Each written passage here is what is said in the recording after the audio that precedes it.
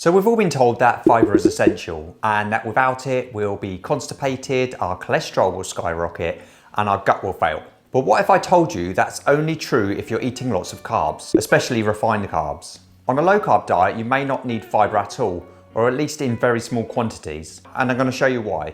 And I don't say this lightly, I suffered with colitis, IBS and bloating for over 20 years. And when I cut carbs and high fibre, my digestion completely transformed within weeks. The three main narratives that I see pushed are: number one, needed for more roughage, smoother movement and working of digestion. Number two is the lowering of cholesterol. And number three is a diverse microbiome. So let's take a look at each of these. Fibre has become this untouchable nutrient in mainstream health advice. It's pushed as the fix for everything: constipation, cholesterol, blood sugar, and even colon cancer. But here's my thoughts. Those benefits only matter if you're eating a high carb, high sugar diet. When I cut carbs and fibre, my digestion became the best it's ever been. And after decades of colitis, IBS, and constant bloating, suddenly I had no bloating, no gas, and no sluggishness after meals. And that was the first red flag for me. Maybe we've been a little misled about fibre. So let's start with constipation, the number one reason fibre gets recommended. Here's the thing, so fibre works like a broom. On a high carb diet, your body can't fully digest a lot of the starch and the sugars, so fibre pushes that waste through. But on a low carb diet, foods like steak, eggs and cottage cheese, for example, are nearly fully absorbed into your body, so there's no blockage to sweep out. And that's why constipation isn't an issue. Your body uses what you eat and needs to clean out anything that remains into your stools. Next up is cholesterol. Fibre can lower LDL cholesterol, but here's the nuance no one tells you. LDL cholesterol itself isn't bad at all, so large fluffy LDL is safe. Small dense LDL, SDLDLs, that's the one linked with artery damage. And guess what creates small dense LDL in your body? A high carb, high sugar diet. Fibre can help to reduce some of it, but if you're on a low carb diet, you're not creating the problem in the first place. And that's why fibre is far less relevant in this context. So blood sugar and fibre.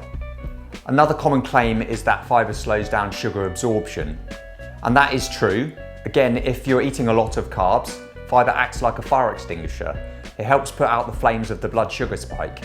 In small amounts pre-meal, it can be an incredible tool for lowering the spikes. But if you're on a low carbohydrate diet, you're not lighting sugar fires in the first place and causing unnecessary surge in insulin. So you don't need that extinguisher when there's no blaze to tackle. Microbiome and fibre. We're told fibre is essential because it feeds our gut microbes. But think about it, those microbes are only there to break down fibre. More fibre equals more microbes to clear it out. And where did the whole diverse microbiome rhetoric even come from? It's repeated everywhere. But there's no strong evidence or long-term studies proving that bigger or more diverse microbiome automatically equals better health. So less fibre calls for less of a call for fibre-eating microbes, resulting in less stress on your digestive system. So what exactly are stools made of? Here's something most people never really think about. If you eat little to no fibre, what are your stools actually made of? The answer might surprise you. About 60 to 75% is simply water. Around 25 to 50% of the dry weight is bacteria and microbes, mostly dead ones your body sheds. Then you've got slaughtered intestinal cells because your gut lining renews itself every few days. There's also mucus, which your intestines produce naturally to keep things moving smoothly, and bile pigments, which give stools their brown colour. Finally, there's tiny traces of undigested material. So even on a zero fibre carnivore diet, stools aren't empty, they're mostly water, bacteria and your body's own cell turnover. That's why bowel movements can still be regular and easy even without the fibre. This makeup is true for anyone on a high fibre diet, just that you'll have a much higher percentage of undigested material to deal with, again putting a lot of stress on your digestive system.